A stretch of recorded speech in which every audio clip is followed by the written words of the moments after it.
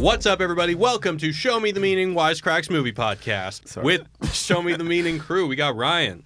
Hey, film fans. And Austin. Yo. And the Wisecrack CEO himself, Jacob. What up?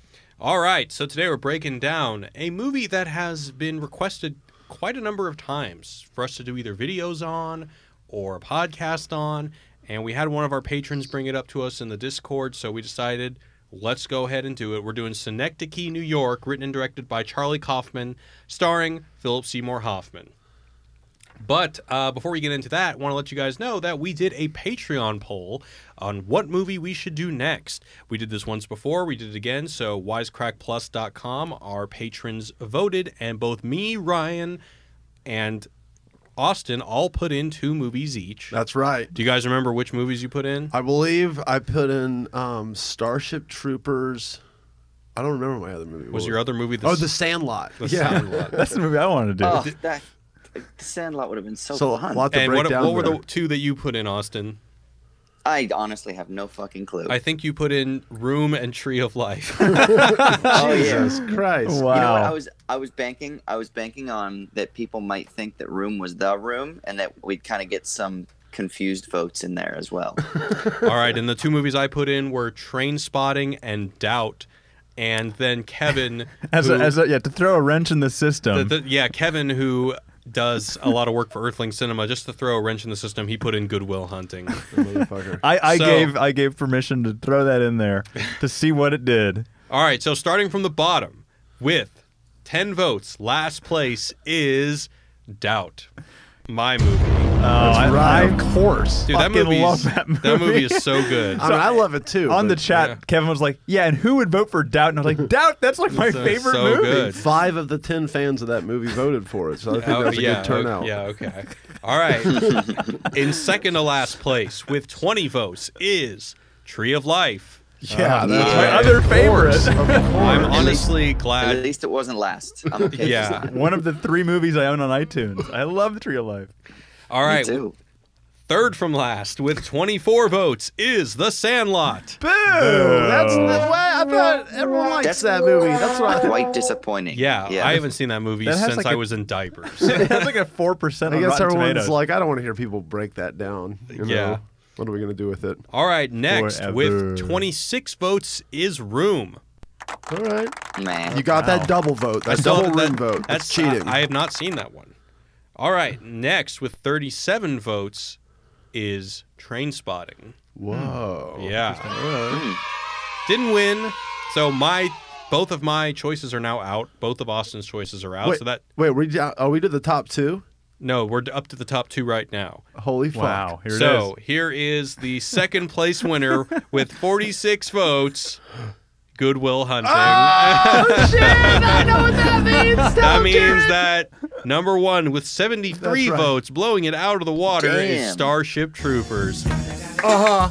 That's right. Yeah. Give it to me. Clap, clap, clap. Let's Yeah. go. Very Finally, nice. I win a fucking Patreon poll. That's right, Patreons. You know what's up. Yeah, so, Just took me to the I have second actually one. not seen this movie. So Great movie. Because... I got a question. Go for Do you it. guys think that the love for Good Will Hunting is like over proportional to how good the movie is? Like, listen, I like Good Will Hunting like everybody, okay? I like it. But Just I a feel cultural like the YouTube touchstone. clip scene when they're in the Harvard bar and he like smacks the guy down for hitting on the girls and trying to show off. Like, I feel like that's been memified a bunch. And I don't know, I feel like the movie is like, people think it's like the greatest movie of all time when it's a good movie, but it's not like the best movie ever, right? I don't know. I got to be honest, I was not too happy when I heard that Kevin slid this one in there. Because it's not that I don't like the movie, I just don't have anything to say about it. And I wasn't happy either because it's like he's not going to be here. It's Right. like I really wanted to give whoever won shit. Well, that's or why I'm I wanted here. to bask in my You victory, can which give is what's me happening. the shit. Give it to me. All right, so just to let you guys know, next week we're actually doing Fight Club because Ooh, Alec nice. is coming into town, and that's one of his favorite movies, and he's reading the book. He's actually in the air right now, and so we'll see you next week for Fight Club. But the week after, we will do good on our promise, and we will be doing Starship Troopers, which I'm excited for because I've never seen it. Oh, I cannot wait. That's one of the reasons I can't wait either, is because Jared hasn't seen it, and we're going to get to talk about it. Okay, Denise cool. Richards. I Name can't it. believe you've never seen it. That's Yeah, that'll what be the fun. podcast is all about. So without further ado, today we're talking about Synecdoche, New York. Quick reminder, if you guys want to send us a voicemail with your thoughts, comments, jokes, whatever, 213-534-8807. Now, before I ask for first impressions, Ryan, I have to take a trip down memory lane with you. Are you aware that this is the first time we ever hung out is when we saw this movie? When you said it on the podcast or recently, or I already said that? Or no, I think you maybe when we were prepping this, I was like, oh, I didn't remember that. So yes, take me down memory lane because it's been a while. Oh, man. All right, so let me take you down memory lane. I was in editing class, and this goofy-ass dude dressed as a Christmas elf walked up to me and said, hey, dude, you want to go see Synecdoche, New York with Charlie Kaufman? With Charlie Kaufman in Q&A? And he reeked of weed and dressed as a Christmas elf with an all-white beard. By the way, what I'm referring to is that for a month, Ryan dressed as a Christmas elf and only referred to himself as the name Napkin. There's and a lot of backstory. Yeah, there's a lot of backstory. He even got the teachers to call him Napkin. And so I said to myself, you know what? I'm in college. I'll just say yes. And so we went to go see it. And I even remember the question you asked Charlie Kaufman at the end. Do you remember the question? Zero clue. At the end of the movie, you asked Charlie Kaufman, hey, man, do you ever thought about doing a movie about time travel? And I think like everyone else was asking these questions that were so far up their ass that the audience kind of giggled at what seemed like a very juvenile question. But I remember, if you may perhaps remember, we were in the very, very front row. Like we were inches away from Charlie Kaufman. At the Alamo Draft House, right? No, this was at the Paramount. Oh, okay. I don't know anything. Keep going. And Charlie Kaufman took the question very seriously, and he said, yeah, but I haven't been able to figure it out. Anyway, so let's get first impressions of this movie. Ryan, what do you think upon revisiting it? Oof. Yeah, I remember after watching the first time, we left, and I remember being like, dude, I think I fucking love that movie. That was kind of my main first impression when I saw it those many moons ago with you, Jared, was like, dude, I think I love that because I'd already gone and I love Charlie Kaufman. But yeah, like it is, I would say incomprehensible almost at first when you first see it, but in a good way, like not like in a Dune, David Lynch's Dune, where you can't follow the story. It's like you can't follow the story, but that's baked into the narrative. You know, you get that this is like they're making a story within a story within a story, and it when it gets convoluted, that's kind of part of the charm. But you definitely, on the first viewing, I don't think can really follow it to a T.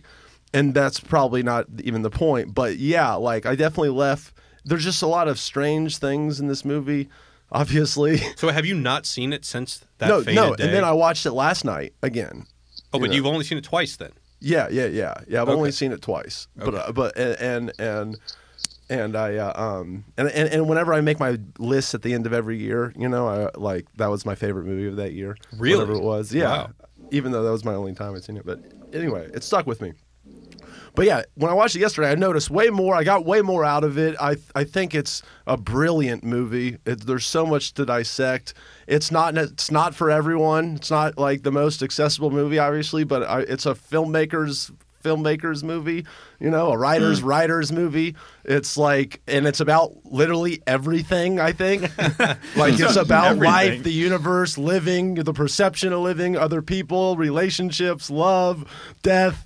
And that just is, it's so ballsy and audacious, and I can't believe it exists. So bravo Megan Ellison, bravo Charlie Kaufman, and everyone involved for making it happen. But yeah, let's dissect it, because I honestly am ready for you to show me the meaning. All right, Austin, what about you, man? What do you think? Yeah, I mean, I similar to Ryan, I don't exactly remember my first experience. I just know that I had I think this movie is brilliant sort of attachment to it. So I've only seen it twice now. I watched it many moons ago, whenever it was. I didn't see it in the theater, but I saw it, I don't think anyway. Yeah, I don't think I saw it in the theater. If I did, it was like a little art cinema for sure, because I don't remember ever going into a big theater with this film. But yeah, and then I revisited it last night, and same sort of experience. I still think it's a brilliant film. I think this is a writer's wet dream. I mean, the references to playwrights and to novelists. I think there's so much that I think that even I miss as somebody who's interested in studying literature and like philosophy of language and things like that. I think that somebody who was like a hardcore literature theorist would be like, oh my God, there are all these references all the time. And I pick up on some of it, but I'm like, I feel like there's even more here. It's got layers and layers and layers and layers and layers. It actually really is a difficult film for me to watch, though, because it's so fucking heavy. And I think post the death of Philip Seymour Hoffman, it's even more tragic for me because it just adds another element of despair and tragedy that it didn't have the first time I saw it, where I was just marveling at performance before. Now I'm marveling at performance and this guy's own struggles. And it was fucking, I don't know, man. It was a brutal experience. And I think every single scene is it doesn't let you stop.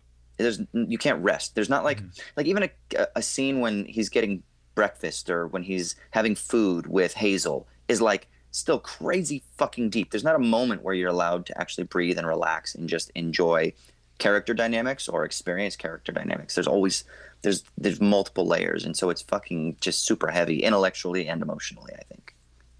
All right, Jacob, what about you? Yeah, I don't remember the first time I watched it so clearly. I just remember watching it. The story that I have in my head is that I watched it and hated it so much that I had to stop watching it. So I thought I hadn't finished it the first time. I thought, like, wow, this is like a mess, like an ambitious mess. They gave, like, the writer the keys, and it was a bad idea. And then yesterday I finished it, and I was like, oh, no, I did finish the movie. I remember even all the way to the last scene. But I really enjoyed it this time. I mean, I watched it on the plane. The first 45 minutes, I was, like, literally laughing out loud again and again and again. It's like... the misery is so funny. Like, I just remember little details like, these are papules and it's psychosis, but spelt differently. Like, it's just so miserable and funny.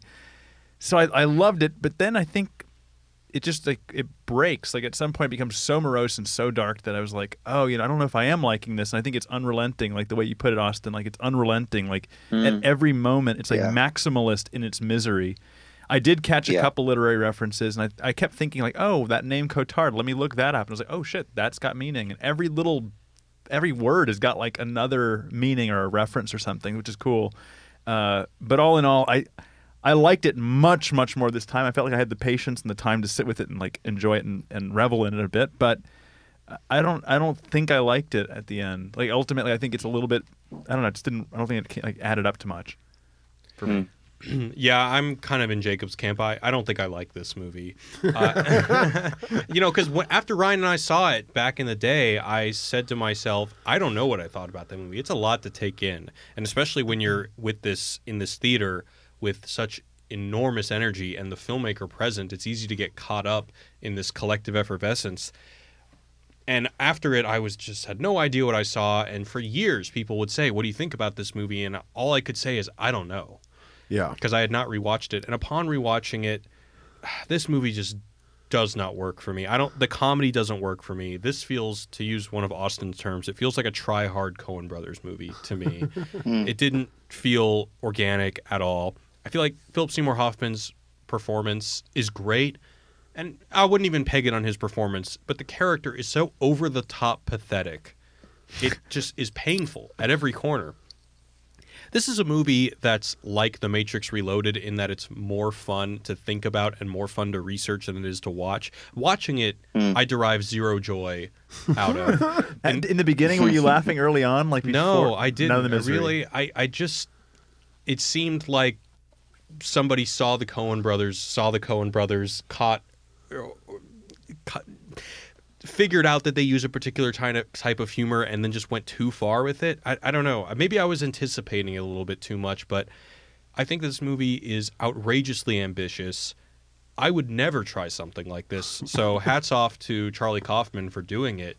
But man, this movie is painful to watch. What's funny though about your negative review is that I pretty much agree with everything you just said in the sense that I get the very try hard biting off more than you can chew, and I did think that part of the joy that I got out of it was me kind of being like, what is he going for with this? What is he, trying to get into? What is the intention of every cut and stuff? Which isn't necessarily the best way to go about enjoying a movie. I completely get that. It's not organic. It doesn't feel natural. It's totally.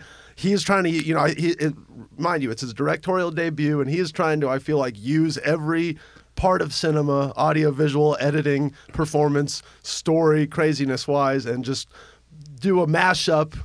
And it doesn't necessarily work in the way he, I think, intends, but I do think that it's got its own unique nature to it. Yeah, but my golden rule is that if you're going to be ambitious and if you're going to imbue your work with all these cryptic meanings that you have to dive deep into, or you have to pay close attention to, or you have to rewatch scenes and continue to reconsider and study it, you got to give people something. With The Matrix, it's badass fight scenes or even amazing performances, great characters like Morpheus and stuff like that. With this, they give you nothing. With this, they give you the melancholy of despair because of your impending death. Well, oh yeah, how could I forget about that? right. Well, but they give you the cool conceit of guy makes life world, humongous scale play. That's a unique concept I've never seen. It is a beautiful movie. Like the film actually is aesthetically very pretty. At every place, it is like a painting. Like you've got that beautiful burning house, which is probably a literary reference. I'll wait for you guys to answer on that. But you've got the houses are beautiful. The characters are quite beautiful. The misery is quite beautifully composed. You do have like some Wes Anderson type props and things. I mean, it is a pretty movie. But I won't say that it's like an action, it's not The Matrix. And it's got an amazing cast. Great cast. Sure. No, great cast. I mean, the thing is, I think he does give us something, and we'll get into this after the recap, but I think he does give us something. It's just that what he gives the audience isn't something that is the broad experience of the audience. It's the experience of playwrights and writers and artists, where you're trying to build something beautiful to stave off the impending doom of death. That it's like he finds his ability to create this play as his, like, trying to hold back the anxieties that he's experiencing elsewhere. And I think that's kind of the thing he's offering, that like art and the imagination and things like that can kind of help us with our neuroses. I think if anything, that's the thing he's offering that's positive. Okay, so let me clarify. When I say that he's not giving us anything, I don't mean that he's not giving us anything of substance. By that, I simply mean that if you're going to make us study, you got to give us something, a conflict, a fight scene, some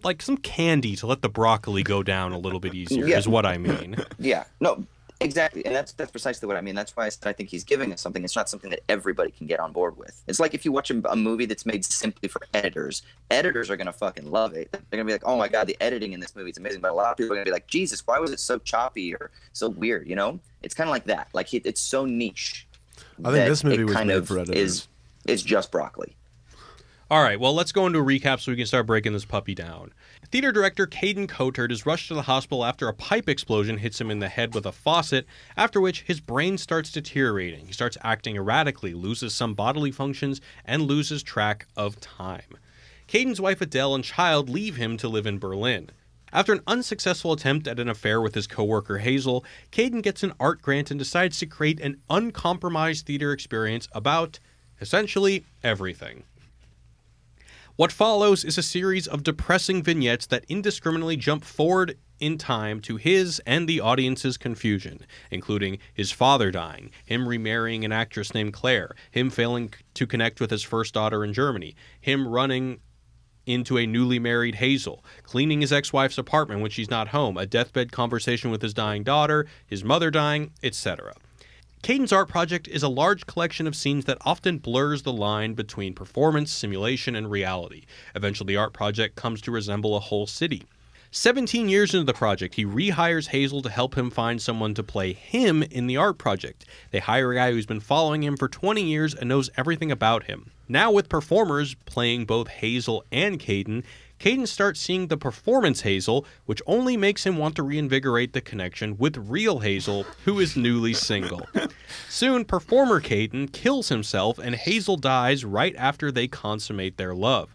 Caden continues to impersonate Adele's housekeeper Ellen until they essentially become the same person. Out of ideas, an actress named Millicent becomes the new him and not only directs the play with a new vision, but through an earpiece directs him through the last moments of his life, and by her direction, he dies. End of movie. What the fuck? I want to see it again now. Do you? I certainly don't. All right, guys. That movie is fucking absurd, man. It's crazy. So I needed some help here, guys, I'm going to be honest. So I did quite a bit of research. So I'm going to be pulling from 3 texts mostly. couple articles, one called Stages of Life, Art, Time, and Meaning in Synecdoche, New York by David Crew, Gone in 60 Years by Edward Larenson, and Exploring Charlie Kaufman's Synecdoche, New York, a philosophical analysis by Jordan Siren. Yo.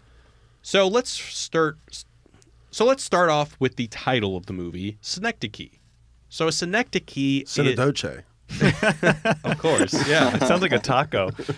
So Synecdoche is a place in New York. I don't really think that particular location... Schenectady. Yeah. Oh, sorry. Is a place in New York. I don't think there's any particular greater meaning to that. But a Synecdoche is a literary term for a word that is a part for a whole. So if I say all hands on deck, it's not just your hands that I want on the deck, it's your whole body. The part, the hands, is a representation for the whole, your body. Mm-hmm. So in terms of how this refers to the rest of the movie, this is from Crew. Or the opposite, too, the whole to the part. Like if you said the whole world is there, you don't literally mean like every single person or whatever. It's when you create a sort of part-whole relation, part refers to the whole or the whole refers to like a collection of things or something. Yeah. Oh, okay. Cool. All right, so from Crew, he says, in context, the title refers to Caden's vision of New York. Mimesis, gargantuan in its scale, nestled within the larger city, but more significantly, it refers to the film's scope, how it struggles to contain the multitudes of life and death within its fragile framework. I don't know, did you guys have any other things? I mean, obviously, sure, his play itself is a part for the whole. His play is a part for existence itself. Anything else that anyone thought of? Well, and then there's the his first wife, like his hopeless play that is giant in scale and has zero audience members or box office yet, and then his first wife is getting famous with these minuscule microscopic paintings. Oh, right. Yeah. And then that just gets smaller and smaller as the movie goes on. And so that's more of that. I kept connecting it back, obviously, to his show. And then, of course, New York, it's like a microcosm of New York. And this being a microcosm of it's one life, but for all life and all those cycles, and it being representative of everything.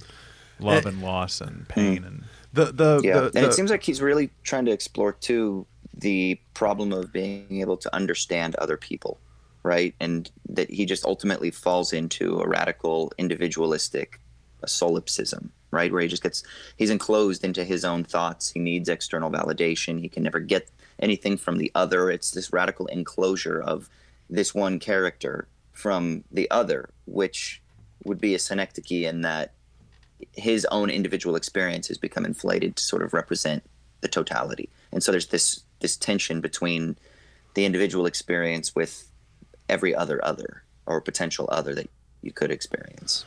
Yeah, so solipsism is one of the talking points that I wanted to bring up. I was actually going to go into death first, but since you brought it up, this is from the Siren article, and he says, he is Caden and they are Adele. No, let me take, okay. They are individuals who, taken on their own, represent the whole of humanity. Kaufman is telling us that individuals are synecdoches of the human race, mere slivers of the greater whole. Caden suffers because others suffer, because that is the nature of a living being. His woes are specific to himself, but they are common of everyone. Everyone gets sick. Every person has his or her heart broken or dreams crushed. And in the end, everyone dies. Caden is not unique, so he should not look at his own circumstance as being such. That's very Buddhist, by the way. As I'm reading more and more Buddhism, that's the idea. You use your pains to connect with the pains of others. You get that turn at the end, right? When it's the aha moment. It's, everybody is not an extra, right? Like, they're not extras in my life, but they are the heroes in their own individual stories. And there's that sort of like weird moment of illumination. And that's kind of when shit really starts to dwindle down. That's, even though it's like only the last 30 minutes or so, that's when everything really starts to kind of like, you're like, okay, this is where the movie's going to end now. And it's that final, that final aha light bulb moment. Well, I think the moment you're talking about, is, and to me, this is the weirdest line and moment of the movie, the first and this time I saw it, which is when he says, there's 13 million people on Earth, and what if I could get all of them to be a part in this play, right? Which is weird for one, it's what y'all are talking about, like, him trying to represent everybody, but then also 13 million people. It's like, so the first time I watched it, I was like, okay, so this world that this movie takes place in has 13 million people in it. Is that what you guys got out of it? Like, because the whole, they're acting like us. It seems like our reality, but then at the same time, there's weird things that totally break all conventions of reality. Which I guess is part of the thing. Which we should go into. Is this a dream kind of thing? God, yeah. I mean, so this movie is so dense. So I'm going to address that in a second, but let me step back. So let's talk about the solipsism thing, because this is, I think, largely how the movie has been analyzed. So solipsism is and it's a recurring theme in Kaufman. His film Anomalisa is like clearly about solipsism. In some of the anxieties. So clearly this is like a thing that he himself really finds problematic that he wants to work through. So solipsism is the philosophical idea that one can only be sure that one's mind exists, and that you can be skeptical of all outside things. One can only be sure of one's own subjectivity. So according to Siren, he says that the film examines solipsism as its worst, demonstrating the dangers of such a philosophy through Caden Coulter. So basically, we're supposed to hate him. He drives his wife away. He feels sorry for himself. He's selfish. He cannot see beyond himself. He's nonchalant about Sammy's death. There's also something going on that I never really got, indicating that something horrible is happening in the world that he's completely tuning out. And I think that part with 13 million people in the world, I think there's multiple things we're supposed to take away from here. One, when he's saying that, it's during Sammy, who's the guy who plays him, it's during his funeral. So first of all, he doesn't give a fuck. He doesn't seem to be too concerned with his friend dying because he's talking about the play during it. But also, I do think that that's meant to suggest that there are things happening in the background that suggest that the world is getting into a fucked up situation that he's just tuning out because he's only concerned about his own subjective experience. He's not concerned about people around. Well, those are the shots of like there's like the tanks going down the street. Yes. There's the fucking old naked guy running around with on a leash. Yeah. Like what? There's bodies stacked at the I gotta end, be honest. or when I watch this movie, I'm tuned out by this point. I'm like Charlie Kaufman. You lost me. I'm not desensitized. Yeah. I'm not giving you I'm my trying to critical thinking at this point. No, I hear you, but like I had to. This was work for me to come to dig this stuff up and to revisit parts of the movie because I was not incentivized to think harder. I just wanted the movie to end. See, when I was talking about earlier about what is he trying to go for, like he never sets up that this is any sort of reality but the one but our own at the beginning. It's 2 hours into this movie or something when this weird stuff happens that, like you're seeing the tanks go down the street where you're like, what the fuck?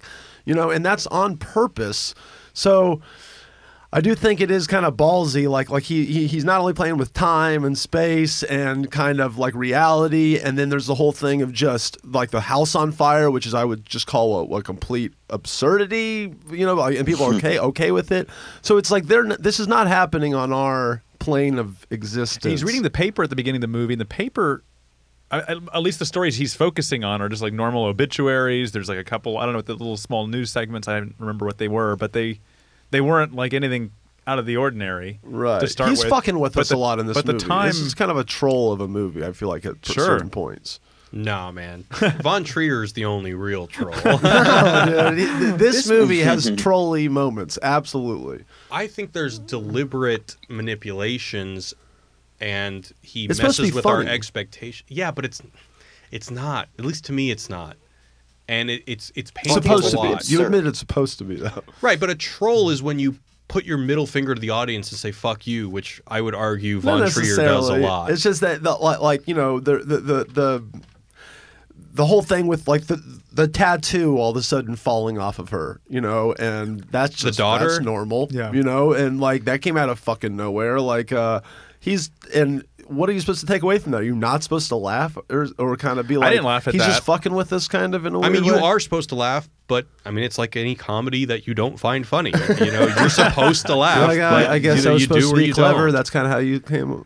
Well, no, I think that a lot of times in the movie there are moments like that. So, for example, when at the beginning when he's freaking out and he wants to go to Germany because his 4-year-old daughter is tattooed, his wife at the time says, "We're all tattooed," and then she takes off her dress and it shows this giant tattoo, a back tattoo that's a fucking picture. Seen that. It's a picture of Satan's fucking face. And then he says, "I've never seen that before." I've never seen that before. And that, yeah, exactly. It's, that is a it's troll ridiculous. No, moment. it isn't, because or whatever. What do you? How would you it's not a describe it? How would you troll. describe it? Because I think we're meant to believe that his medical condition motivates this humor, which honestly doesn't make it.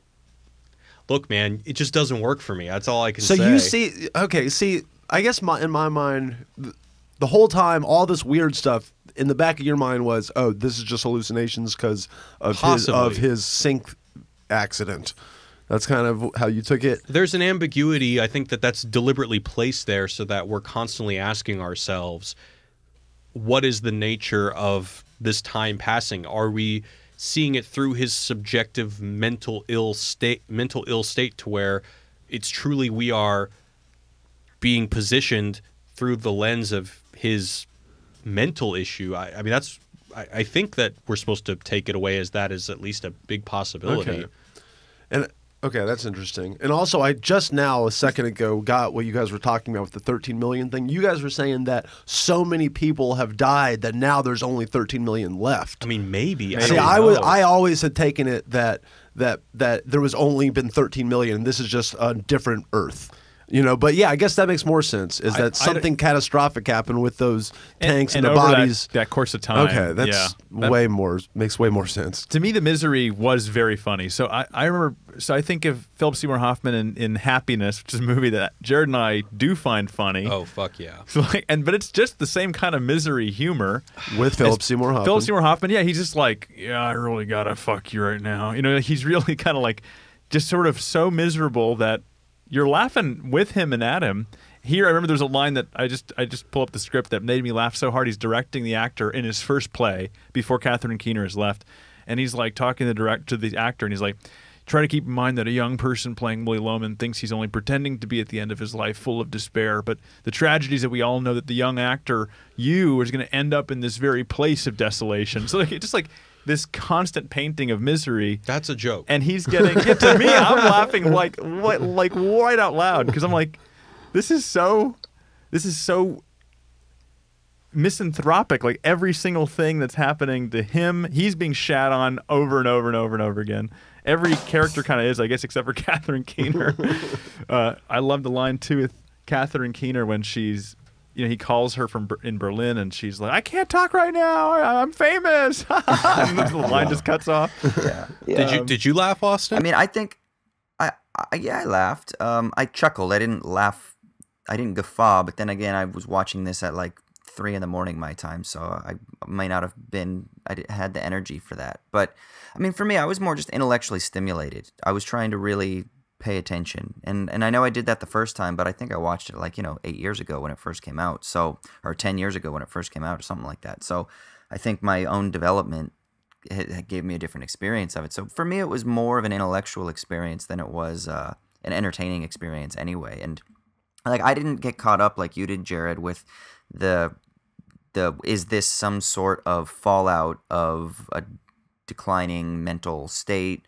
I was just interested in sort of exploring it at a more general and broad level. So the solipsistic aspect for me was interesting because this is a film where I think the central character is clearly someone whose desires and expectations aren't meeting up. He needs external validation. I mean, one of the things that was most intriguing to me, and I wanted to pay attention to everything because, there's a line that's written or a line that's delivered, unless it was improvised and he stumbled, but that was intentional. At least in the edit room, they kept it on purpose. When he said that he wanted his wife, Adele, to come to see his opening night show, and this is the night when she decides to stay up and get stoned with Jennifer Jason Leigh's character. Was it Maria? And he says, oh, I really want you to see, and before he finishes see, he says, I want to know what you think. And I thought that that was so important to understand, because there's a difference between seeing and experiencing a play and what he wanted, which is he needed an intellectual validation. He needed to know, do you give me some sort of inscribed meaning that I can attach to this at an intellectual level?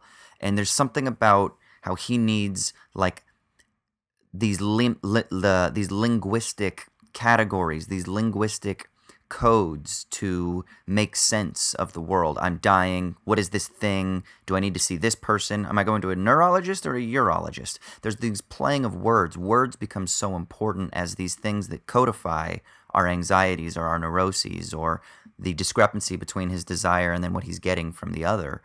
That I thought that that's really what led to the solipsism, and that's really what is like the engine that drives this film. And so I just was watching it thinking like, fuck, this is just a man who is a narcissist, but not in the way that we think of it. Not like, he's not like I'm going to the gym and trying to be fit narcissist. He's a narcissist in that he just perpetually needs external validation from himself, and so he pities himself. He's almost self-loathsome because he's so obsessed with himself. And then he filters that outwards and projects that outward as a synecdoche to the world. So the whole world then is just a projection of his own neuroses and his own frustrations. And that's kind of how I thought the solipsistic aspect of the film resonated. And I think it's worth noting that that's your description of the character right there is very close to Charlie Kaufman in real life, or how at least he describes himself in how he describes himself in interviews. I mean, if you've ever seen Adaptation, it's right. Basically the same character. Nicolas Cage is neurotic, creative dude who's just, hates himself. Always like, oh my God, I've become so fat, or whatever he right. Yep. Yeah. He talks about. And if you watch the interviews with Charlie Kaufman, I mean, he's not a very confident guy, but he's brilliant, obviously. Yeah. Yeah. So yeah, and then I think at the same time he's aware though of the pitfalls of his own inclinations, is because he's aware of his neuroses. He's aware that he is a neurotic, and then he's saying my tendency as Charlie Kaufman is to do kind of what this guy does, but this is the like extreme version of that unhealthy neurotic solipsistic narcissism. I definitely think this is like a Charlie Kaufman fantasy for one. This movie. Yeah. So let me go more on the solipsism thing, because this film has been read as almost as Caden is essentially the arc of the film is him overcoming solipsism in a way.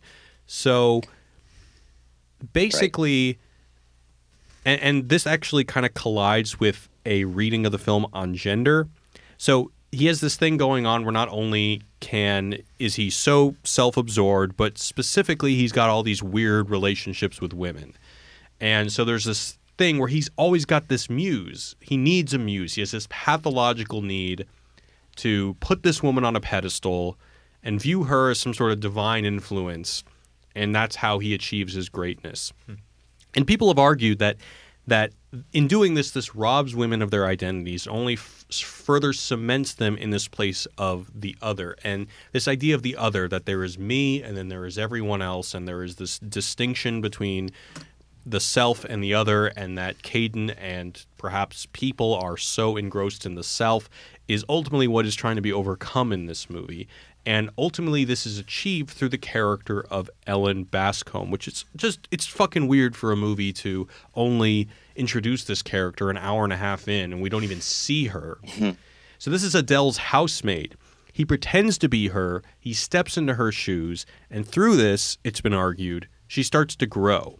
And then through Millicent, who is another female, through her direction, Caden steadily sheds his identity and inhabits Ellen's, because, at the end, we see that the old woman who once approached Caden and said, hey, Adele told me to give Ellen this key. Then she says, Caden told me to give you this key.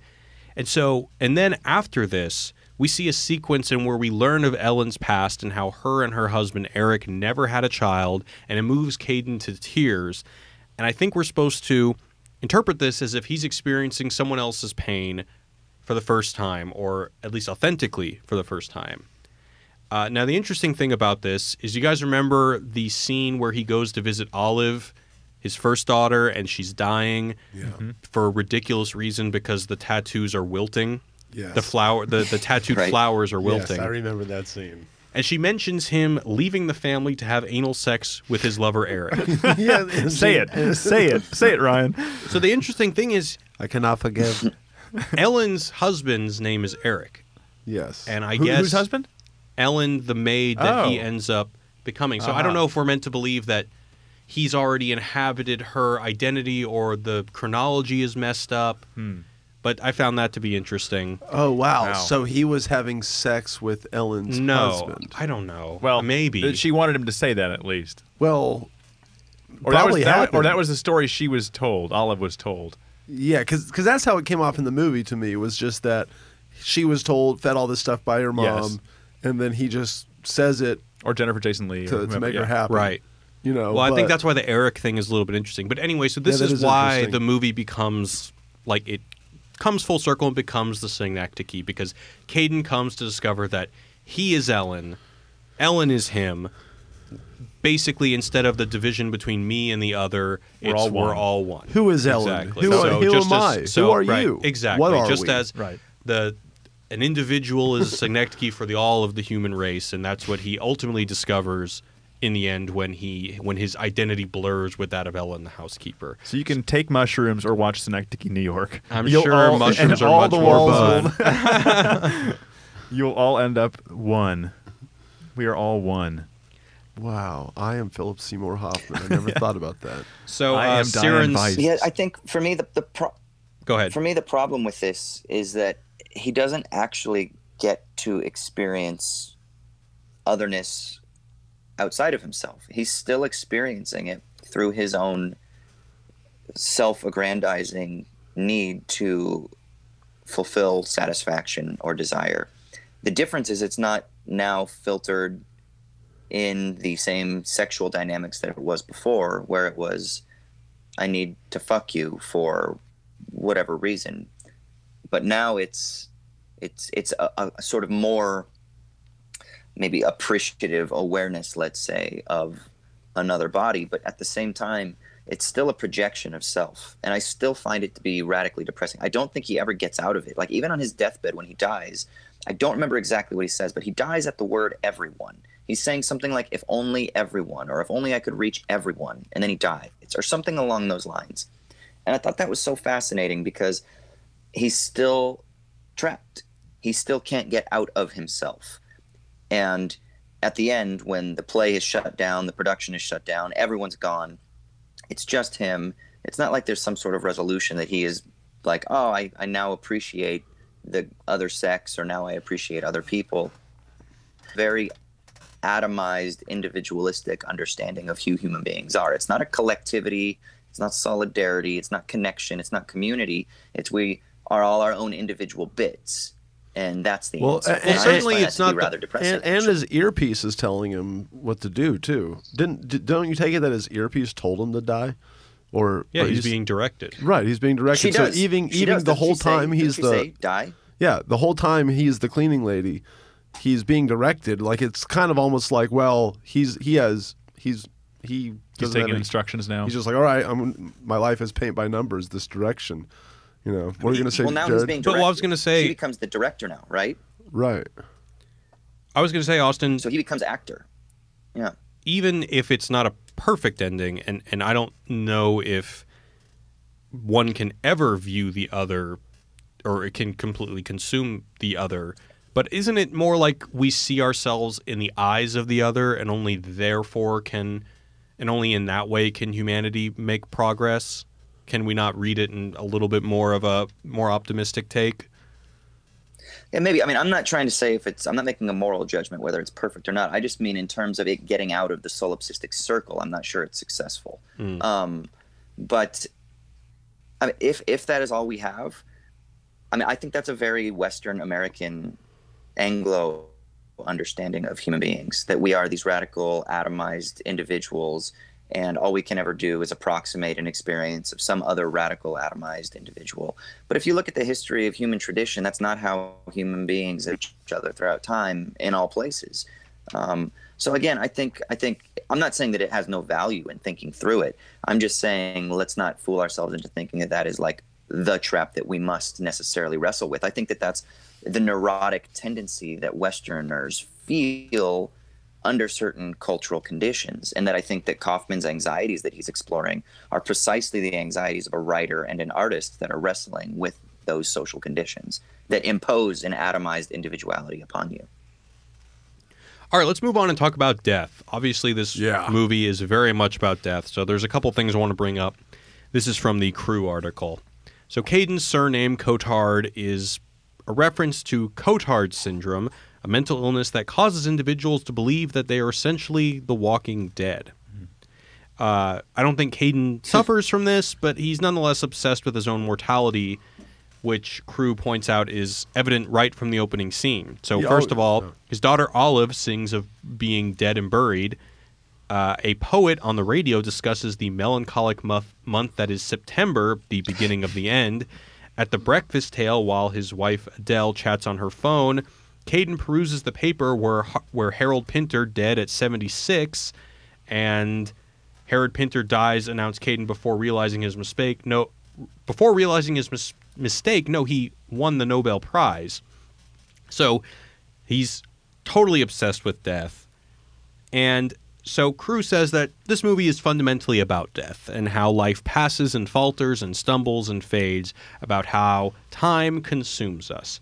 Throughout the opening scene, you can note that time isn't passing normally, even before he gets hit with the thing in the sink. The radio that awakens Caden announces that the date is the 22nd of September, the first day of fall, but the Synecdochean, or I don't know how to actually say the name of the town, the newspaper that he's reading, proclaims that the date is Friday the 14th of October.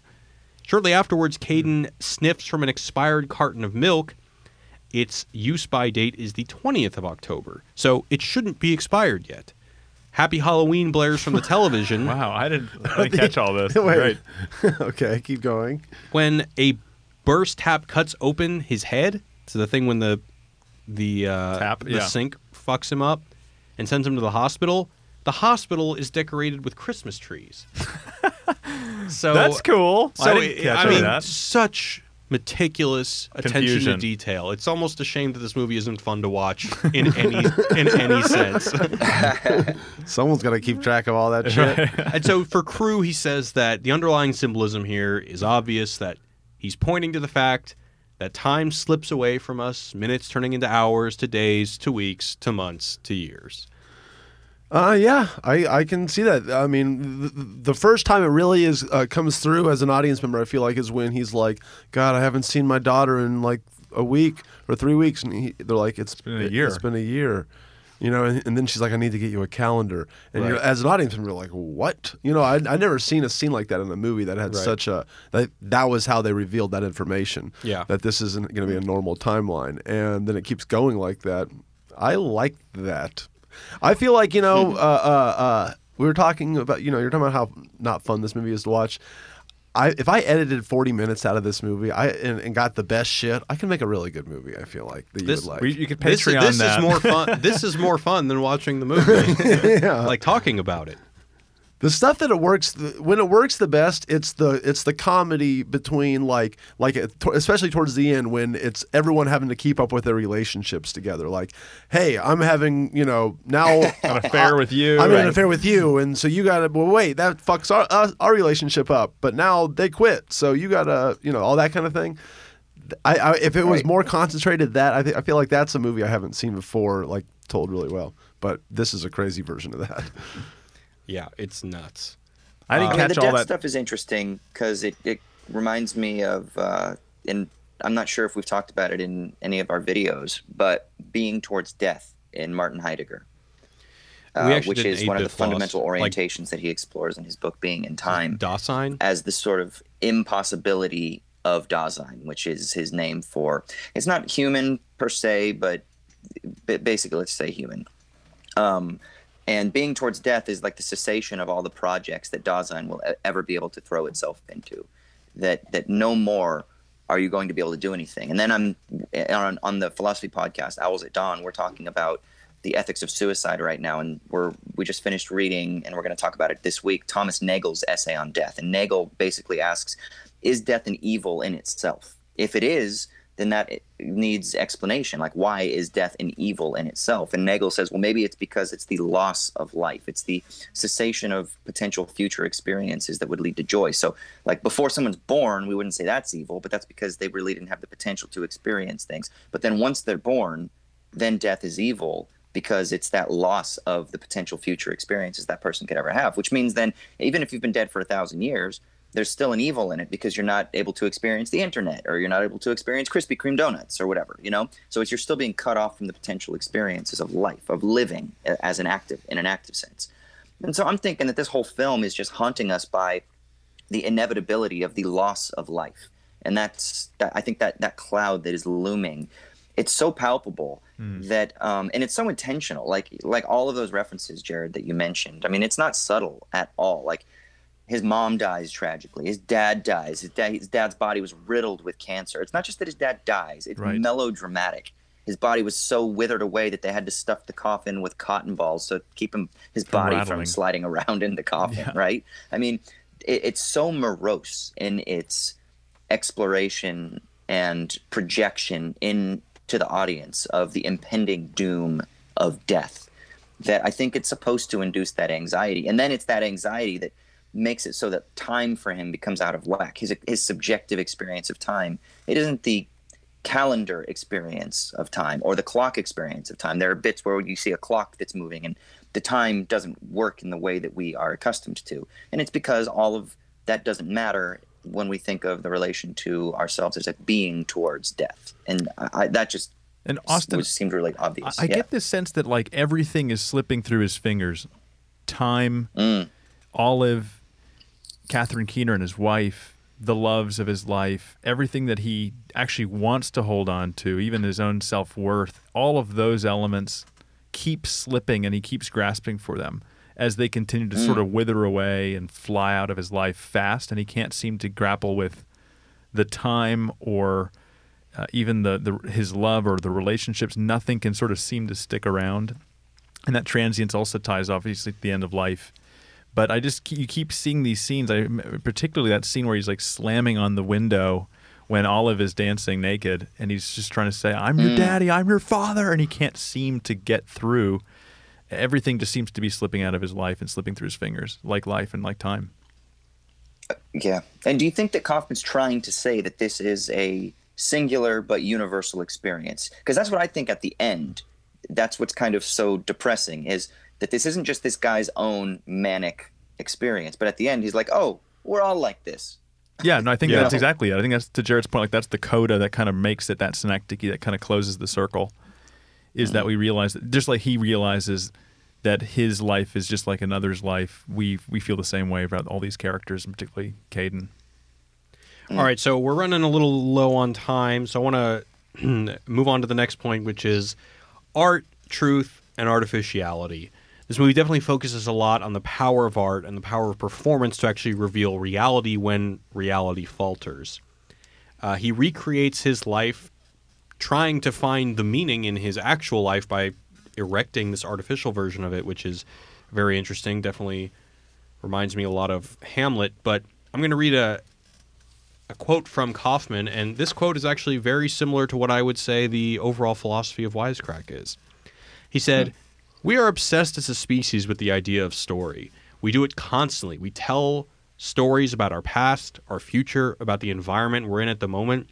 The film is about a guy's life. It isn't about the creative process of being a writer or a director. What Caden is doing in this story can be generalized. It's about how people's brains organize the information they get into stories and try to make some sense of their existence. That's what we do as human beings. It's built into us." And thus Wisecrack was born.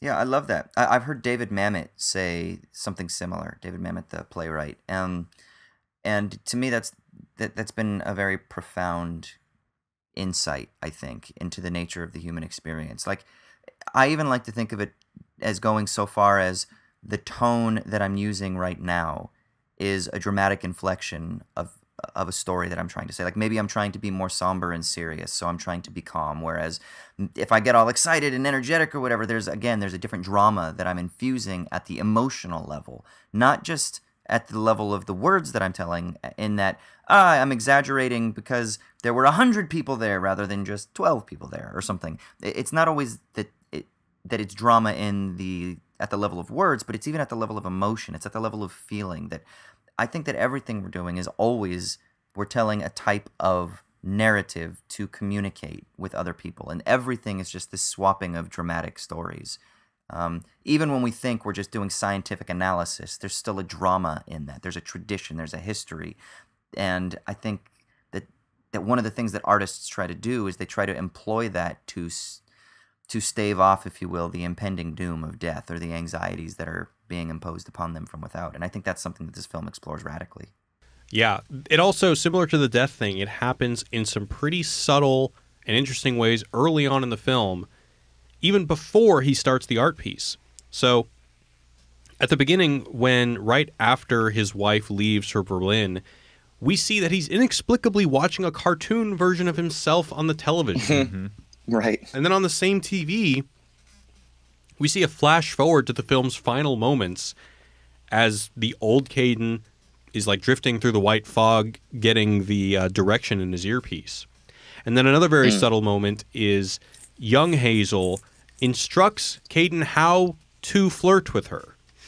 It's as if their flirtation is being done as a performance, but ultimately is also real.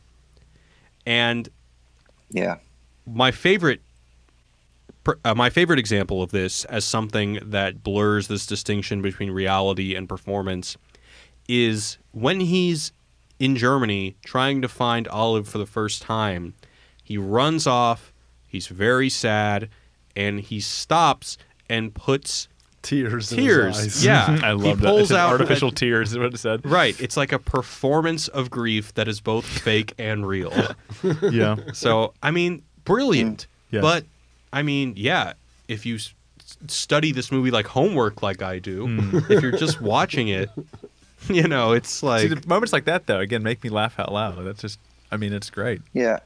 Have you guys ever seen the movie Holy Motors? Oh, yeah. Oh, yeah. I haven't. I fucking love Holy Motors, right? Yeah, me too. And Holy Motors kind of explores something similar too.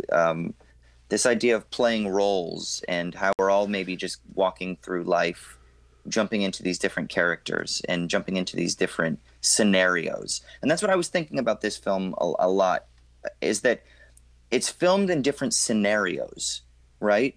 Like, that's kind of what scene means, but I mean this in like the most literal way that I can see. I'm trying to be dramatic here with my I'm trying to put energy into my words right now. But it's like snapshots of various scenarios of the human experience, at least as understood by the one protagonist, right? Or maybe as like an expression of Kaufman's own experiences of the world. And each of those scenarios is it's kind of at that interplay between the roles that we play in our lives, the images that we embody, the fantasies that we project, and then, of course, the real anxieties that are maybe producing them and that are influenced by them. And there's like this duality or a dialectical tension between the two. And I think that there is something to that we do play roles. We do jump into different characters. We do say things because we think somebody else wants us to say things. We do need external validation so that we can figure out how we're supposed to behave so that we can do it next time better, which is, again, we're playing a role. And I think that someone like myself is just profoundly attuned to that, and I find that being kind of odd. And I think that that's one of the things that this film that's why it makes me feel uncomfortable, because then I become so aware of when people are just imitating TV scenes, or when they're just imitating characters from Jersey Shore, or when they're just imitating something, and we all do it. And it's that tension of realizing imitation versus individuality that I think is something that is so weird. Well, I have an earpiece in my ear at all times telling me what to do, so I take no responsibility. It's like Stranger for Than Fiction anything I too, say. right? You know what's another movie that I think explores a similar theme? Existence? No, it's a movie that you and I saw together, and it's actually not even a narrative fiction. It's a documentary, The Act of Killing. Oh, yeah, dude. So a triple feature of active killing, holy motors in Synecdoche, New York. Mwah. It's our next What's the Wisecrack act of event. killing? the Act of Killing Dude, is a you gotta see that documentary that movie. you got to see. It's crazy. Okay. It's amazing it didn't win an Oscar. Best but doc ever. I believe what this documentary is during World War II, there was a genocide in, I believe it was either Indonesia or Malaysia. And this is something that in the West we're not educated about. But, we always ask ourselves, like, what if the Nazis won? Well, the Nazis did win. They're not real Nazis, but in terms of, like, people committing mass genocide, thousands of people, I think hundreds of thousands maybe even just slaughtered. This happened in Malaysia and Indonesia, and the people who committed these acts are like celebrities. They're, war heroes. And what this guy does, he's a filmmaker. He goes to this town in Malaysia and he gets these people who were the executioners, who actually, by their own hands, killed thousands and thousands of people. And he tells these guys, like, hey, I'm a filmmaker. You guys, you fancy yourself gangsters. You guys like gangster movies, you like The Godfather, you like Scarface. They're all like, yeah. He's like, I'm going to make a movie that chronicles what you did during the war. And basically, by making them reenact the horrible things that they done, for the first time in over 50 years since the event happened, they actually reconsider their acts and have this crisis. And it's so powerful to see. Wow. Yeah, and Austin, if you're going to watch it, dude, there's like 4 different versions of this movie. You must watch the 2 hour and 40-minute long director's cut because there's so much extra stuff that's totally worth it Wow. Okay. to watch. But yeah, it's a very powerful, fucked up, but All right, I'm insane movie. gonna wrap this up with from David Cruz, one of the academics that I cited in this talk. He says the ultimate meaning is that there's no grand lesson, no all-encompassing thesis on the meaning of life offered at the end of Synecdoche, New York. Like any artwork, it's incomplete. At once less than and more than life. It strives to encapsulate the entirety of life and, in its failure to do so, find something breathtakingly beautiful. So, yeah, I don't buy it, to be honest. I was going to say, that sounds too saccharine for Jared. It's a bad piece of art, just like life, or something like that. Right. I'm right there with you, man. All right, so guys, there's some other readings of this movie. Like there's one that says that it represents the Jungian individuation process. A lot of these readings you can just find on the Wikipedia page. I'm not going to go through all of them, so guys, just visit the Wikipedia page if you want to know more. It's actually one of the better fleshed out Wikipedias. But do you guys want Which to go? must mean it's a good movie, right? Of course. Right. If it's one of the more better fleshed out There are some Wikipedias. literary references, I think, obviously, that you could also dive into. But I think the whole movie just take the name Cotard. Like, it is just riddled with a bunch of these sorts of drops and hints and things that, like Austin, you mentioned earlier. I think Caden is sort of like a Gregor character from the Metamorphosis. I think he's sort of, you're seeing him becoming increasingly grotesque, and the reactions are increasing as well, and his own neurosis is growing. But anyway, interestingly, the Kafka work they mention is The Trial. Is The Trial, yeah, not Metamorphosis. But I think you kind of just keep seeing these drops and these hints. Like you said, it's a writer's movie, it's an editor's movie. I'm not sure if it's a director's movie per It's se. a director's movie, man. I also the worst line in cinema a history director. is in this movie, and it's a literary reference. His future wife, actress, when he's pitching the idea, she says, "Oh my God, it's beautiful. It's everything. It's so Karamazov." You get that, Yeah. like a reference to the Dostoevsky novel. That, other than the fact that that's also an ambitious work that seems to be about life, love, and everything. Other than that, I don't think there's anything to it. It's such a bizarre line. I remember seeing Why is that does the this worst again. line in cinema history? Because Well, she it's does- so well, it's because horribly it's Jared's obscure. favorite story, and it's bastardizing his favorite story ever. Well, That's right. It's personal. It's It's his personal, but story. also just like seemingly such an inane shout out. Seems like it makes sense in context. Okay. Well, that scene is pretty funny well, because he's like trying to explain I his. found that to be really interesting because she does that again when she meets up with him from drinks later. And she starts mentioning, she's like, "Oh, I want it to be like this and like this," and she's kind of just doing this name dropping thing. And I'm like, "Oh, because I grew up in the theater." I'm like, "Yeah, that's how a lot of times theater people talk." You know, we sit there and we're like, "Oh, we want to do Chekhov." It's like Chekhov, but it's Chekhov. It's not mixed. It's mixed Chekhov with Pinter, and then you have Pinter and Eric Bogosian, and you're like mentioning names, and that I just found that to be so. I resonated with that because I was like, "Yeah, I've had many of those wanky theater chats. We're trying to do something real that's authentic and that's connective and that's going to transcend these barriers of artifice that standard theater and standard plays are subject to, blah, blah, blah, blah, blah. And you get into a little bit of that pretentious shit every once in a while. I feel like if you're going to make a pretentious joke, you could at least say the full title of the novel.